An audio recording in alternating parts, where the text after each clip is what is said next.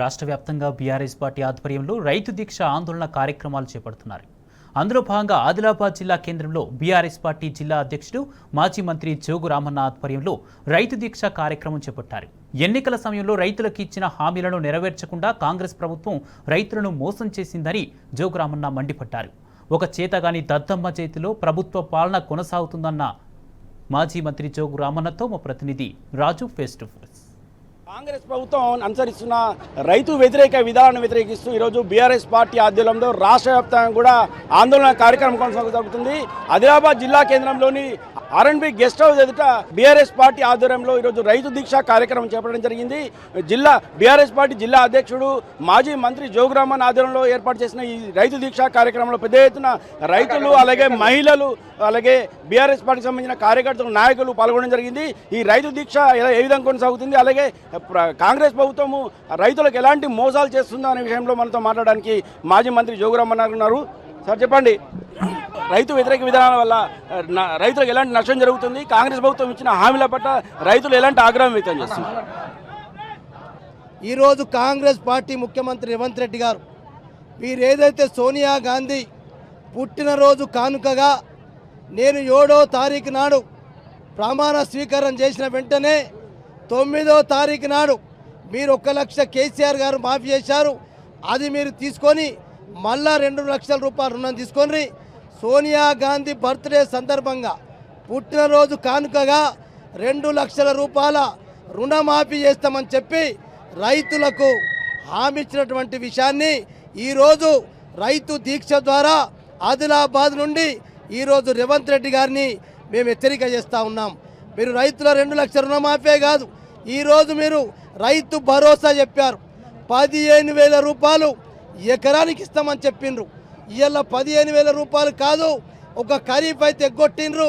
ఈ రబీలో కూడా కేసీఆర్ గారు ఇచ్చినటువంటి రైతు బంధు పథకం ఇవాళ 5,000 రూపాయలు ఎకరానికి వేస్తామని చెప్పి ఇప్పుడు డ్రామాలు చేస్తూ ఉన్నాం. కేవలం 5 ఎకరాల రైతుకే వేస్తామని చెప్పి ఈరోజు రైతులను మీరు ఎన్నికల మేనిఫెస్టోలో ప్రతి రైతుకు 15,000 రూపాయలు రైతు భరోసా కింద వేస్తామని చెప్పినావు. నీ రైతు భరోసా పక్కబెట్టినా ఈరోజు మాత్రం రైతు బంధు ద్వారా ఈరోజు రావాల్సినటువంటి ఏదైతే రాష్ట్రంలో కానీ జిల్లాలో కానీ 5 ఎకరాలకే మీరు ఆపేస్తున్నారు. రుణమాఫీ అయినా రైతు బంధు అయినా మరి ఇంకా మోసం చేస్తూ ఉన్నారు. మీరు గతంలో అనేక రైతుల గురించి మీరు రైతులకు ఇంకేం మాట ఇచ్చారు, మేము ఇంకా రైతులకు రాబోయే రోజుల్లో ప్రతి ఒక్క ధాన్యం కూడా మరి ఏదైతే కొనడంతో పాటు దానికి బోనస్, ఇలా వరితో పాటు మిగతా పంటలన్నిటికి కూడా బోనస్ ఇస్తామని చెప్పారు. రైతు కూలీలకు కూడా సంవత్సరానికి 12,000 రూపాయలు ఇస్తామని చెప్పారు. రైతు కూలీలను మోసం చేశారు. అసైన్మెంట్ భూములు కానీ మిగతా అన్య గ్రంథ భూములన్నిటికీ కూడా అన్ని చట్ట ప్రకారంగా మరి చట్టమే స్పెషల్గా తయారు చేసి వాళ్ళందరికీ కూడా ఇస్తామని చెప్పారు.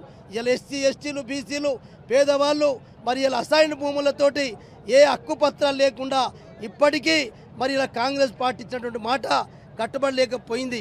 అందుకొరకే మేము ఒకటే ఈరోజు రైతు దీక్ష ద్వారా మేము ఎన్నికలప్పుడు రైతు భరోసా కార్యక్రమాన్ని పూర్తయ్యండి, 2 లక్షల రుణమాఫీ చేసే వరకు తెలంగాణ రైతాంగం, ఆదిలాబాద్ జిల్లా రైతులు కూడా పోరాటం చేస్తాం. రైతుల వెంట ఉంటాం, రైతులను కాపాడుకుంటాం. రైతులు ఆత్మహత్యలు చేసుకున్నారు. ఇప్పటికే 200 మంది రైతులు ఆత్మహత్యలు చేసుకుంటే రైతులకు వాళ్ళకు మా కేసీఆర్ గారు ఎక్స్గ్రేస్ చేయమని చెప్పి డిమాండ్ చేశారు. ఇవాళ వడగన్న వనరులతో ప్రకృతి వైపరీత్యాల వల్ల ఇవాళ పంటలు ఎండిపోయినాయి. నీళ్లు ఉండి నీళ్ళు ఇవ్వలేక చాతగాని కాంగ్రెస్ పార్టీ ముఖ్యమంత్రి ప్రభుత్వం, దద్దమ్మ ప్రభుత్వం నీళ్లుండి కుడియలే. మా కేసీఆర్ గారు ఎప్పుడైతే నల్గొండ, జనగామ, నిన్న కరీంనగర్, సిరిసిల్లకి వెళ్ళిండో మరి నీళ్ళు ఇప్పుడెట్లా వస్తున్నాయి? నీళ్లు లేవని చెప్పిన వాళ్ళు మీరే.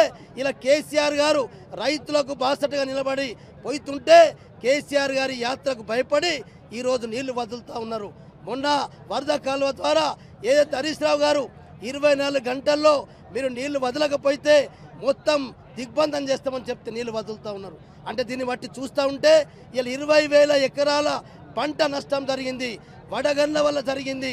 ఇప్పటికే అధికార యంత్రాంగానికి ఎక్కడ కూడా సర్వేలు చేయమని చెప్పి ఆదేశాలు లేవు. కాబట్టి మీరు నేను చెప్పిన అన్నీ కూడా చేసేంత వరకు బీఆర్ఎస్ పార్టీ భారత రాష్ట్ర సమితి టీఆర్ఎస్ పార్టీ రైతుల పక్షాన ఉంటాం, పోరాటం చేస్తాం, సాధించుకునేంత వరకు మా పోరాటం కొనసాగుతుంది. జై తెలంగాణ. కాంగ్రెస్ ప్రభుత్వం పూర్తిగా రైతుల సంక్షేమాన్ని విశ్వసించిందని, అయితే కాంగ్రెస్ పార్టీ మాత్రం బీఆర్ఎస్ పార్టీ మాత్రం ఖచ్చితంగా రైతుల వెంటే ఉంటుందని, రైతులకు అండగా నిలుస్తుందని, రైతులకు న్యాయం జరిగే వరకు కూడా తాము తుది వరకు పోరాడతామని, కాంగ్రెస్ ప్రభుత్వాన్ని గద్దె దించే వరకు కూడా తమ పోరాటం కొనసాగుతుందని, దశల వారీగా ఈ పోరాటాన్ని మరింత ఉధృతం చేస్తామని మాజీ మంత్రి జోగురామన్ హెచ్చరిస్తున్నారు. వీడియో నుంచి పవన్తో రాజు, టీ న్యూస్, ఆదిలాబాద్ నుంచి.